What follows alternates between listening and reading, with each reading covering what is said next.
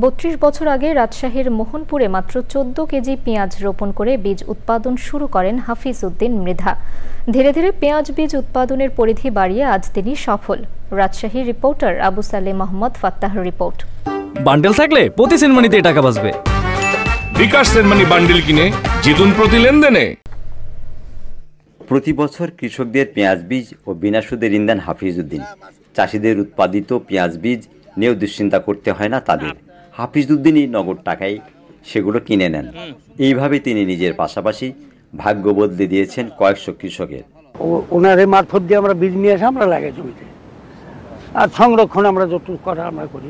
ওনার কাছকার পেঁয়াজ যারা নিয়েছে তারাই ধরেন যে আমাদের এখানে মোটামুটি লাভজনক আর কি বীজ হয়েছে, ফলন হয়েছে। আমার লাগানোর পরিমাণ আছে 4.5 বিঘা, আর খরচ আমার 4.5 বিঘার উপরে প্রায় 6 লাখ খরচ হয়েছে। নতুন 6টি জাতের বীজ এসেছে এই চাষির হাত ধরে।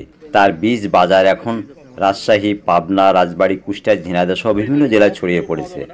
ধান, গম, জিরা বিভিন্ন ফসল গবেষণা প্রোডাক্ট চাষ করে যে লাভ হয় তা খুব একটা বেশি নাই, কিন্তু পেঁয়াজ বীজ চাষ করে অধিক লাভ সম্ভব।